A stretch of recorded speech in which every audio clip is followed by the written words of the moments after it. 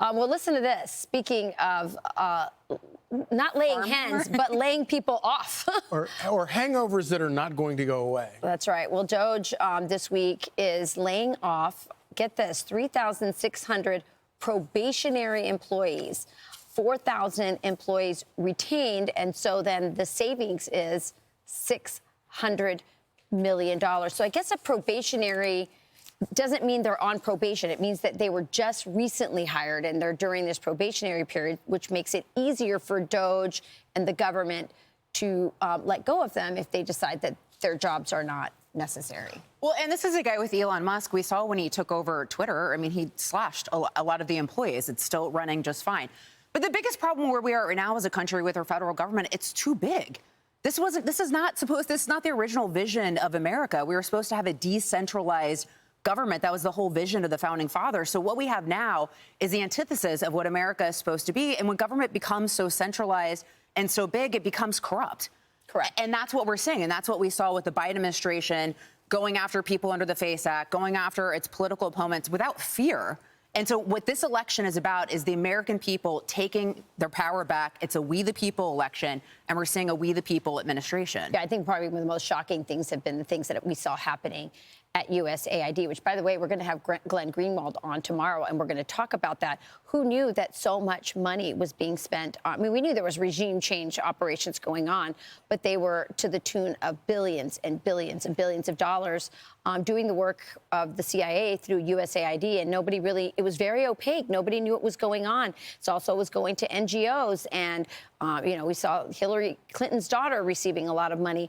There was a lot of things that have come up, and I think the American people, and you see the polling, are on board with this. It's hard to believe that these Democrats think they can sing their way out of this, because the American people are on board with it. Yeah, who would possibly be against making the government more efficient? And as much as we'd like to just snap our fingers and fix all of it, the truth of the matter is it's going to happen by not hiring new employees, by extending buyouts to current employees. It's going to be a gradual thing, but it's going to make it more efficient.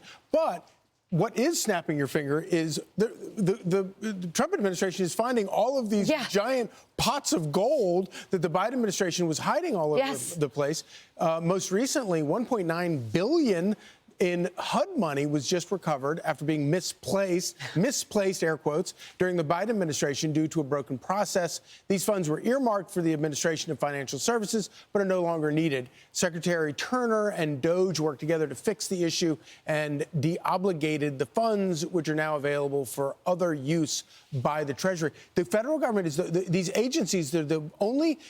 Any company on earth that operated like this would go out of business, and the people that ran the company would be put in jail. What was the number again? Was that 1.9 billion? That's like if we lifted the couch pillow cushions up here and we found $1.8 billion. I mean, I know how happy I get when I put my hand in a pocket and I go, oh my God, there's a $5 bill. I feel like I'm rich.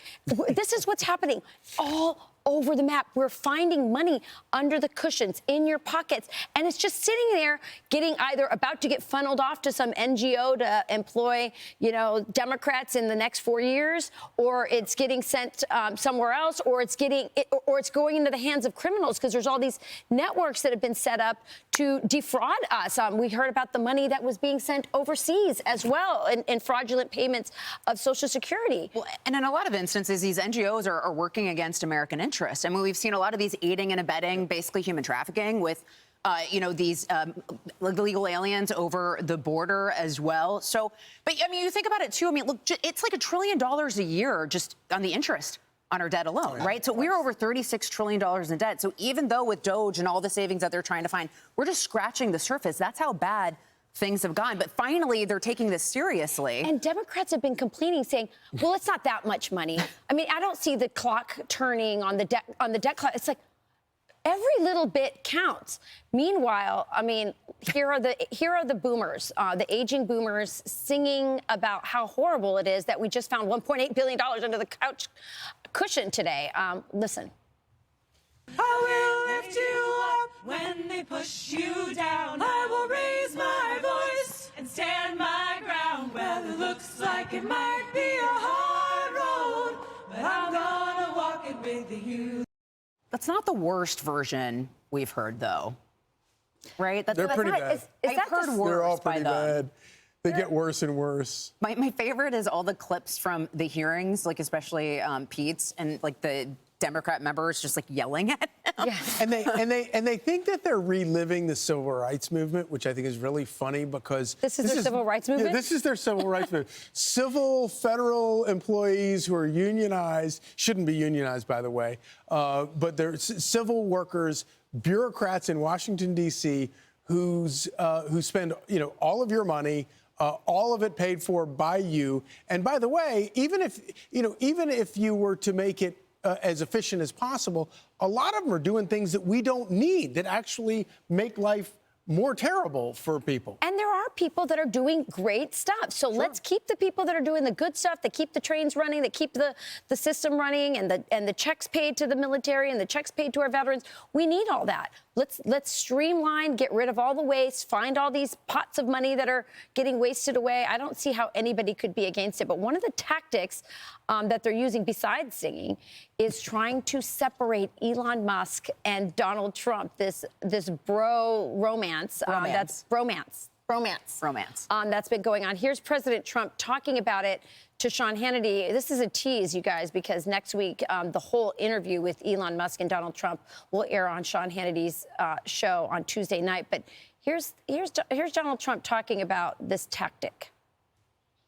You're both aware, you have to be keenly aware that the media and the punditry class, not that, I think you've proven they have no power anymore because they threw everything they had at you and they didn't win. And that was, the New York Times, Washington Post, 3 networks, every late night comedy show, 2 cable channels. They threw everything, lawfare, weaponization. Sure. And now I see they want you two to start, they want a divorce. They want you two to start hating each other. And they try, President Elon Musk, for example. You do know that they're doing that to you. Oh, I see it all the time. They tried it, then they stopped. They have many different things of hatred. Actually, Elon called me. He said, they're trying to drive us apart. I said, absolutely. They said, we have breaking news. Donald Trump has ceded control of the presidency to Elon Musk. President Musk will be attending a cabinet meeting tonight at 8 o'clock. And I say, it's just so obvious. They're so bad at it. I used to think they were good at it. They're actually bad at it, because if they were good at it, I'd never be president. Because I think nobody in history has ever gotten more bad publicity than me. I could do the greatest things. I get 98% bad publicity. I could do, outside of you, a few of your very good friends, it's like the craziest thing. But you know what I have learned, Elon? The people are smart. They get it. Yeah, they do, actually. They get it. They really see what's happening. Yes. So what I love about what's happening right now with this, and then there you see Tuesday at 9 p.m. with Sean Hannity. That's going to be a must-watch TV right there. But what I love about this administration and President Trump is that he's an outsider. And for far too long, we've had people like Joe Biden, he's been government for like 50 years. I forget even how long. His whole life. Right. So how can you fix government when it's all you know, when you're insulated from the bad policy decisions that you've made? And so what I love about this is you have all these outsiders going in, all these disruptors who are taking a fresh viewpoint of government and how to fix it. And you see that with Elon going through this nonsense at USAID that you were pointing out, Rachel, and all this stuff. And he's probably going, how does the government operate like this? It's a mess. He's running, what Donald Trump is doing is he's running this government like a company. Yeah, great point. Like a corporation. And you have 2 people who are coming to it, both of whom are billionaires and have made fortunes for themselves before they came to government.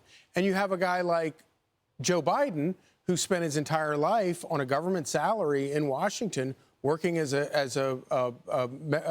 employee of the federal government, in Congress, and he leaves, and his wife was a school teacher, and they leave Washington as millionaires. They've made a fortune in Washington off of their quote unquote service to the country. And you have these 2 guys. They don't need anything. They don't need to steal money from the government. They don't need to use the government or their service to make money off of it. Yeah, that was always, by the way, service means hunter. And it's always using under the guise of, foreign affairs, right? Because Joe Biden and his family enriched themselves on all these foreign dealings. Yes. You have the Clinton Foundation. You have the Biden Penn Center, right? So it's always under the guise of the shadowy foreign whatever.